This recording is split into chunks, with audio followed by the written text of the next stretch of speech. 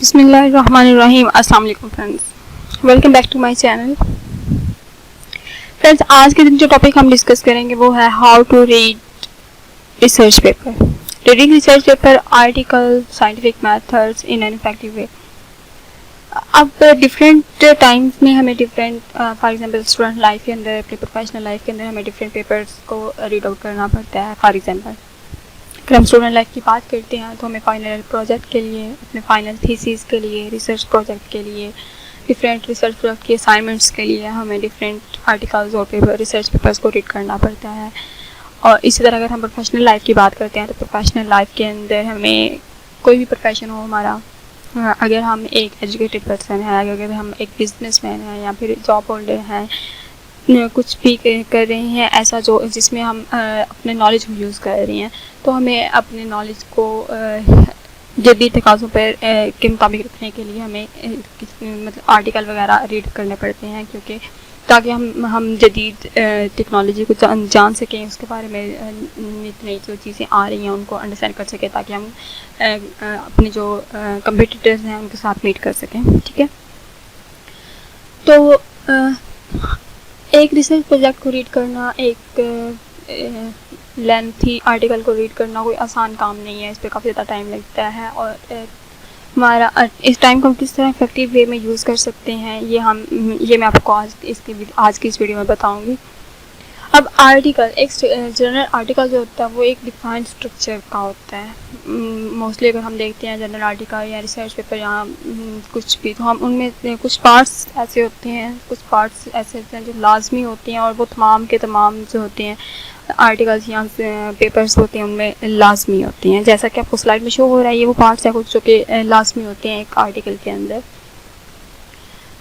लाजमी एक आर्टिकल या रिसर्च पेपर है वो कंसिस्ट करता है। ठीक है, तो अब नॉर्मली जो लोगों को देखा गया है या स्टूडेंट्स को देखा गया है वो जब आर्टिकल रीड आउट करना स्टार्ट करते हैं या एक पेपर रीड करना स्टार्ट करते हैं, तो जिस तरतीब से उसको लिखा गया होता है उस तरतीब से उसको स्टार्ट से लेकर एंड तक पढ़ डालते हैं।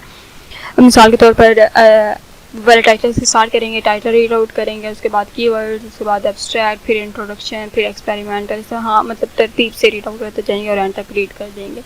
ये मेरे ख्याल में ये कोई इफेक्टिव वे नहीं है कि आप अपने टाइम को इसके ऊपर इन्वेस्ट करें। अपने टाइम को आप इससे बेहतर और इफेक्टिव वे में अपने टाइम को यूटिलाइज कर सकते हैं और बेटर जो है इनसे अंडरस्टैंडिंग भी कर सकते हैं।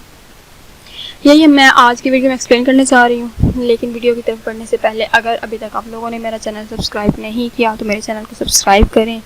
वीडियो पसंद आए तो वीडियो को लाइक करें और शेयर करें, और अपनी कीमती राय से कमेंट सेक्शन में ज़रूर इजहार करें। ठीक है,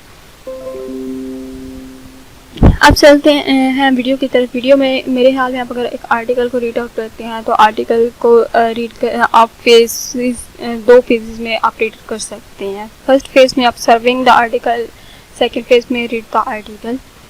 अब सर्विंग द आर्टिकल, आर्टिकल का सर्वे करना मतलब क्या है इस बात का मतलब ये है कि अगर आप एक आर्टिकल पढ़ रहे हैं या एक पेपर पढ़ रहे हैं तो किसी न किसी मकसद के लिए पढ़ रहे हैं आप उसको। ठीक है, आप कुछ ना कुछ उसके अंदर से फाइंड आउट करना चाह रहे हैं या कुछ ना कुछ जानने की कोशिश करना चाह रहे हैं, तो आपके माइंड में एक स्पेसिफिक पर्पस लाजमी होगा कि मैं इस वजह से इसको रीड आउट कर रहा हूँ। ठीक है,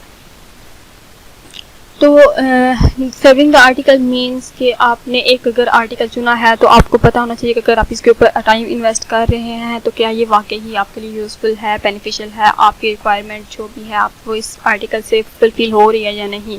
तो इस चीज़ को आइडेंटिफाई करने के लिए कि ये आर्टिकल आपको रीड आउट करना चाहिए भी या नहीं, ये आपके काम का है भी या नहीं, तो पहले आप एक फेज जिसको मैंने नाम दिया है सर्विंग द आर्टिकल, तो आप इसको एक सर्वे के फॉर्म में आप एक आर्टिकल पे नज़र मार लेंगे, जिसको कह रहते हैं। ठीक है, नज़र मार लेंगे ताकि आपको पता चल जाए कि आपने इसको फर्दर रीड आउट करना है या नहीं। अब आर्टिकल को सर्वे करने के लिए सबसे पहले जो चीज़ आपने माइंड में रखनी है ना, किसी भी आर्टिकल को रीड करने के लिए, रिसर्च प्रोजेक्ट पेपर को रीड करने के लिए सबसे पहली चीज़ जो माइंड में रखनी है वो ये है कि feel free to stop reading article at any point. किसी भी पॉइंट पे आप आर्टिकल को रीड करना छोड़ सकते हैं। अगर आपका उसमें इंटरेस्ट नहीं बन रहा, अगर वो आपका इंटरेस्ट नहीं गेन कर पा रहा, तो आप उस आर्टिकल को रीड करना छोड़ दें और किसी और आर्टिकल की तरफ मूव करें जो आपके काम का ज़्यादा हो। ठीक है, आपने ये नहीं कहना कि अब मैंने कुछ स्टार्ट कर लिया है तो अब इसको मैं मुकम्मल करके छोड़ूंगा, इसके अलावा छोड़ नहीं सकता, ये बिल्कुल भी नहीं। आप किसी भी पॉइंट पे उसको छोड़ सकते हैं, ठीक है।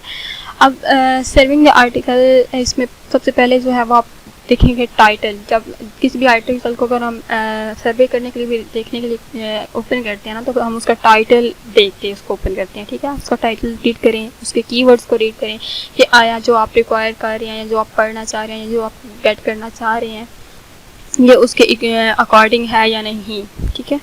उसके बाद सेकंड चीज़ जो आप रीड करेंगे वो हो गई एब्स्ट्रैक्ट। एब्स्ट्रैक्ट एक मोस्ट इम्पॉर्टेंट पार्ट है किसी भी आर्टिकल का, क्योंकि इसके अंदर एक ब्रीफ समरी दी जाती है ओवरऑल द आर्टिकल की, जिसमें आर्टिकल का थोड़ा बहुत इंट्रोडक्शन होता है, थोड़ा बहुत उसकी वर्किंग का मेथड बताया जाता है और थोड़ा बहुत जो है उसका कंक्लूजन बताया जाता है, यानी कि एक शॉर्ट समरी समझ लें एक आर्टिकल की। तो एब्स्ट्रैक्ट को रीड आउट करें, ठीक है। एब्स्ट्रैक्ट को रीड करने के बाद मेरे ख्याल में आपको डायरेक्टली जंप करना चाहिए कंक्लूजन पे, ठीक है, क्योंकि कंक्लूजन वो चीज़ है जो कि आपको डेटा गैदरिंग, डेटा एनालाइजिंग के बाद जो मेन आउटकम मिलता है ना रिसर्च का, वो कंक्लूजन के अंदर आपको मिल जाता है। तो आप कंक्लूजन रीड करने के बाद आपको पता चल जाएगा कि आया जो इसके आउटकम्स हैं वो आपकी रिक्वायरमेंट के मुताबिक आपकी रिक्वायर्ड चीज़ के इक्वल है या नहीं, या फिर आप इसको इन चीज़ों को पढ़ के ईजिली आप कर सकते हैं कि ये वाला आर्टिकल आपके काम का है या नहीं, ठीक है। कंक्लूजन्स पढ़ने के बाद आप ये डिफाइन कर लोगे कि ये काम का होगा तो इसको फर्दर रीड आउट करेंगे, अगर काम का नहीं होगा तो इसको छोड़ देंगे, किसी और आर्टिकल की तरफ मूव करेंगे, ठीक है। तो अब फर्स्ट फेज आपने कंप्लीट कर लिया, अब आर्टिकल आपके काम का है, तो सेकंड फेज पे आप आएंगे, रीड करेंगे आर्टिकल को, ठीक है। अब सेकंड फेज में सबसे पहले जो चीज़ आपने देखनी है ना वो देखनी है टेबल्स और फिगर्स इंक्लूडिंग कैप्शंस, ठीक है। अब इसके अंदर बताया जाता है कि एक्चुअली काम किया क्या गया है, ठीक है। ये अब टेबल्स और फिगर्स जो विजुअल फॉर्म में या ग्राफिकल रिप्रेजेंटेशन में या इस तरह जो मेन चीज़ दी जाती है उसको रीड आउट करना वो आपको ज़्यादा टाइम नहीं लेता, आप इजीली उसको अंडरस्टैंड कर सकते हैं, उस पर नज़र मार सकते हैं, उसको देख सकते हैं। तो आपको उससे पता चल जाएगा कि आर्टिकल के अंदर या रिसर्च के अंदर या पेपर के अंदर क्या काम किया गया है, तो उससे उसकी आपको अंडरस्टैंडिंग हो जाएगी। उसके बाद जो आपने चीज़ रीड करनी है वो है इंट्रोडक्शन।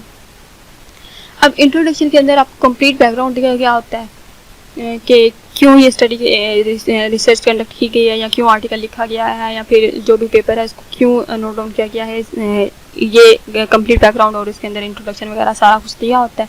तो आप इसको रीड आउट करके मज़ीद डेप्थ अंडरस्टैंडिंग कर सकते हैं कि ये आपके रिलेवेंट है और आपको इसके अंदर से मतलब आपकी रिक्वायर्ड चीज़ जो है या रिक्वायर्ड आउटकम जो है वो मिल सकता है, ठीक है। उसके बाद जो आपने रीड करना है इंट्रोडक्शन के बाद आपने रिजल्ट और डिस्कशन, यानी कि आप टेबल और फिगर्स तो पहले आपने रीड कर लिए हैं कि इसके अंदर ये काम किया गया है। अब ये इन सब का रिजल्ट क्या फाइंड आउट किया गया है, उसके ऊपर डिस्कशंस क्या है, उसको आप रीड आउट करेंगे तो आपको थोरली आर्टिकल समझ आ जाएगा, ठीक है, कि आर्टिकल में क्या काम किया गया है और कंक्लूजन तो आप ऑलरेडी इसका देख चुके होंगे।